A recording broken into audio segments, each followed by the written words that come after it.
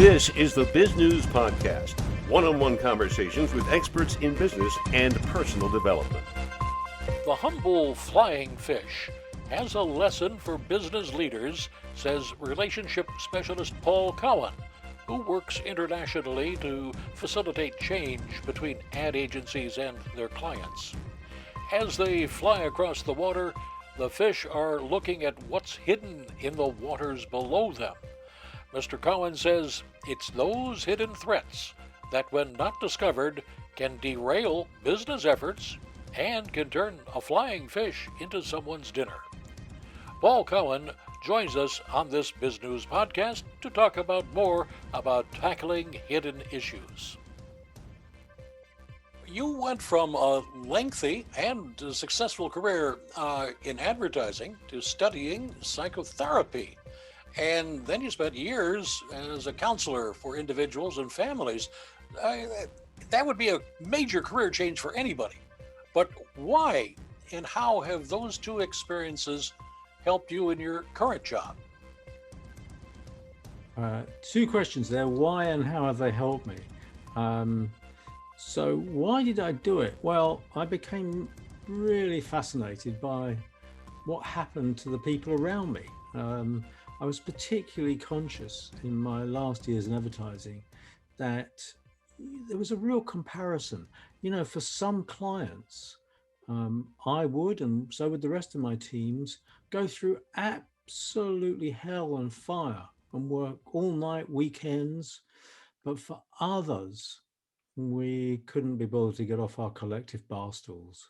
Now, why is that? What was going on? And that question about why is that? Why are we like that, i.e. high performing and really keen and enthusiastic with one team, and yet almost complacent with another team? That was a fascinating thing.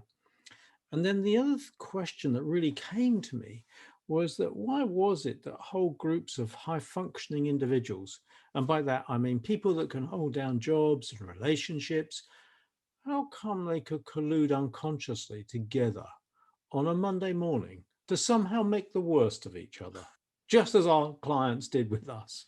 You know, what was going on? You know, and those questions, they really provoked the change of my career and led me to study organizational psychology and then psychotherapy. That was what the background was. And then how does it help my work today? Well, stepping away from some business that, you know, any business, any focus of attention that we've had time, you know, really intently gazing at, as I had done for advertising for many years, stepping back, that's the first thing. And that was fantastic to get a dispassionate and separate point of view. And the second thing was I learned about psychology.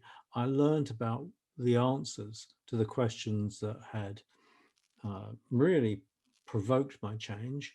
And then what the new knowledge enabled me to intervene, or at least, put it a different way, support my past colleagues in their client relationships and indeed others in their personal relationships. This new breadth of knowledge, a new insight into a world I hadn't known before. It sounds like you drew the curtain and open and found a lot of things very revealing. And was that a shock to you that you hadn't realized that when you were in advertising, but it took your studying of psychotherapy to get to that point? Well, I don't think it was a big shock because it happened gradually. You know, the curtains drew back very slowly. But when I, when I took a break from, the coursework after a year, I really did realize I'd stepped into a different universe, a much bigger universe. You know, when I was in advertising, and I think this applies to us all, doesn't matter whether in professional services or business to business or anything, there are always two problems in a relationship. There's problem A and problem B. Problem A, which is, I always think, right at the eye line. It's where our eye and our attention go to. That's the task at hand. And that could be, if you're delivering a delivery requirements for a client, it could be a budget, it could be a specification, it could be the problems that arise, or, the quality of the work we do, our principles, everything to do with a particular job. Now, in my advertising career, my entire life had been spent focused on problem A. And yet we lost accounts and we thought we did a pretty good job. Other agencies lost accounts. They thought they did a pretty good job.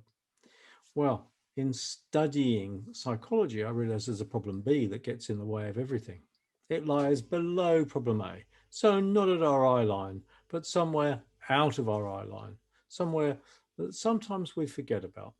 And problem B is, how are we getting on here? How does the client feel about us? How do we feel about the client? Do they believe that we have their back, that they can really trust on us and rely on us? And do we really think that they're actually acting in their best interest to help us do a really good job? And That problem B, you know, the problem B is very hard to see sometimes, though, isn't it? well, problem B is why I'm in business. And that's problem B is why psychotherapists are often in business. uh, because that's more difficult. That's the area we don't see.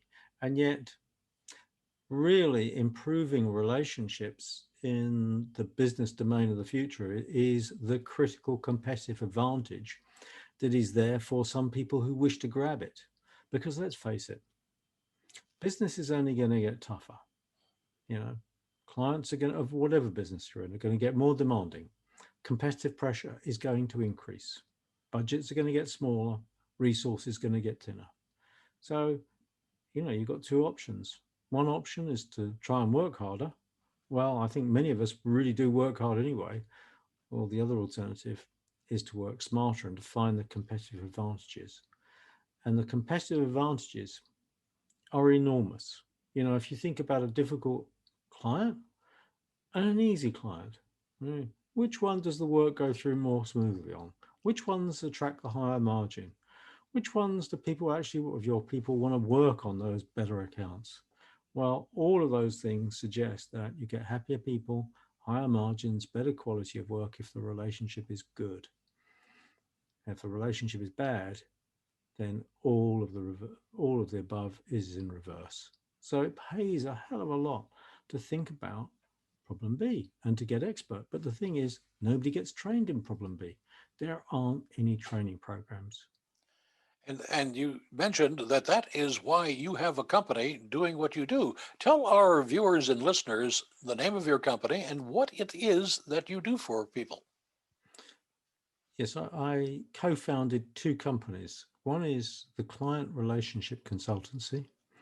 And the Client Relationship Consultancy are based in London, Boston, Sydney, Singapore, Mexico. And this company just works with advertising agents, marketing consultancies, media consultancies of all sorts. And we help them to monitor and manage their client relationships more effectively, but only from the perspective of the relationship problem B. Similarly, we have the Customer Relationship Consultancy, which is based in the UK, and that helps organizations in the business to business marketplace. So it could be paper manufacturers, cardboard, tin manufacturers supplying to manufacturers of everyday household goods. We help them to monitor their relationships effectively so that they can keep their clients in a better place. So why is it, do you suppose, that humans, after many millions of years of development, we just don't do this automatically? We don't see problem B easily. Well, we're not taught to be aware of it. Let's face it, when we grow up in our family of origin, our caregivers, we're not taught about relationships because it's just not on the horizon. The whole notion that something might be happening under the waterline where we can't see it is just not in education. It's not in the family vernacular. And so we just swim along. And it's only when we really learn to be flying fish, for example, we can see the water we swim in, that we have an insight. And I guess learning about psychology and about the principles of psychotherapy, really that's learning to be a fish that can fly just for a few minutes. You might have retitled your book "Flying Fish," but No, that's a great title. Thank you very much. well, you're For certainly the welcome. next book, the For the next next book. book, yes. Well, tell us about the current book, would you please? Well, the next book, the current book, Connecting with Clients for Stronger, More Rewarding and Longer Lasting Relationships, is written really for my younger self. As a young man coming into a service business, I had no understanding of the psychology of relationships or how to make the most of them. And I guess I made a lot of mistakes. In fact, I would say, quite proudly, I made more mistakes than almost anybody else. And along the way, the learning of those mistakes, and let's face it, that's how we learn. We make a mistake and we learn to do something. Just as little toddlers learn to pick up a sucky cup for the first time, they miss it and they miss it, and then they pick it up.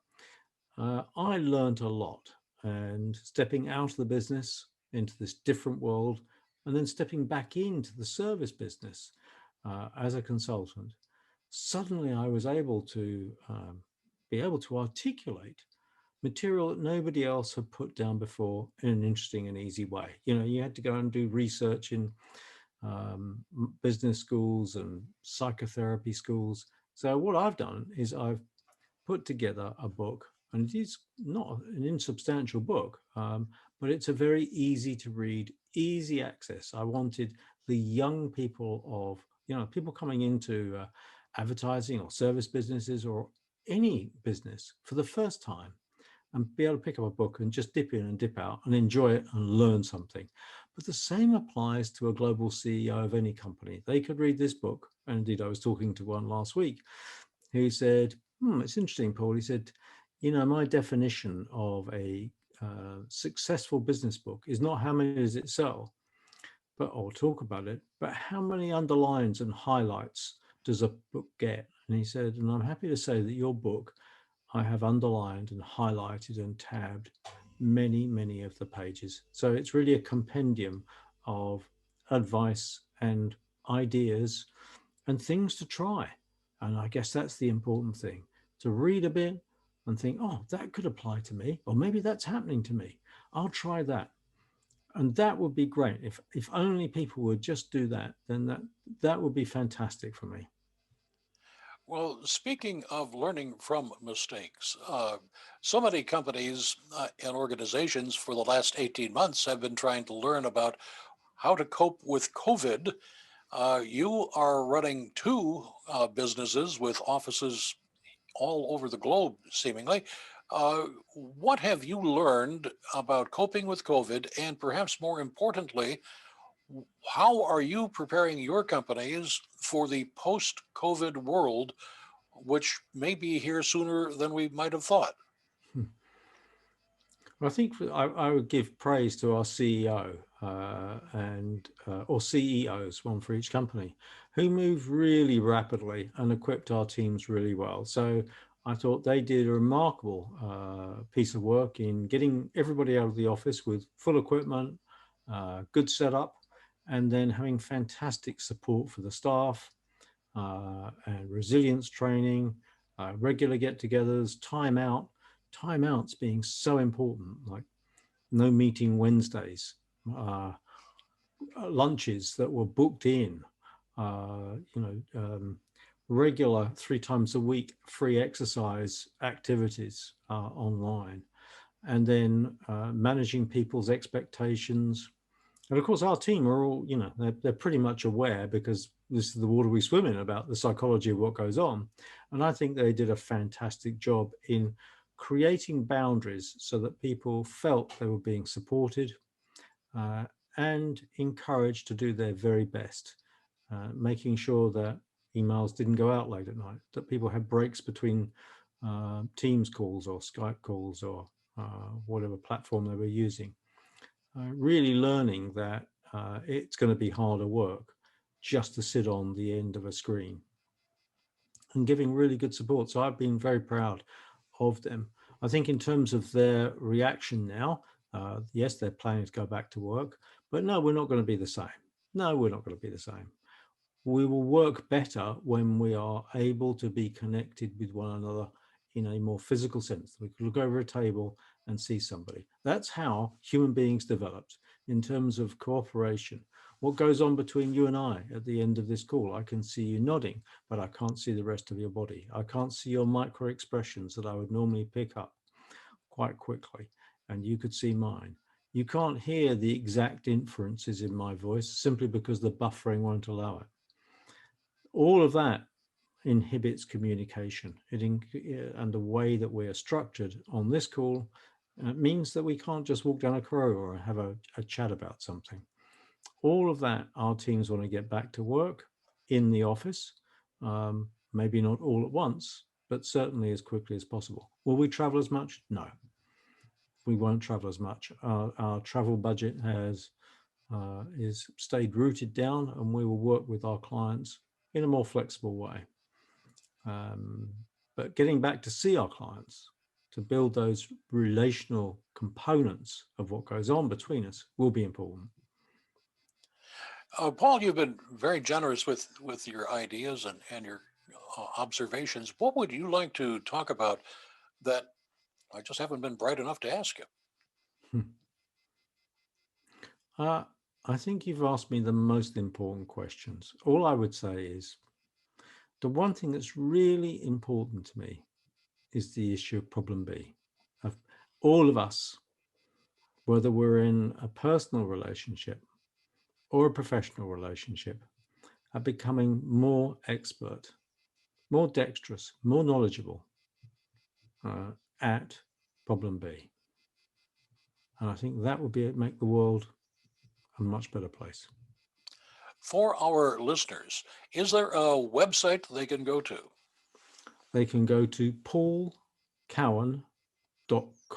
So that's PaulCowan.com.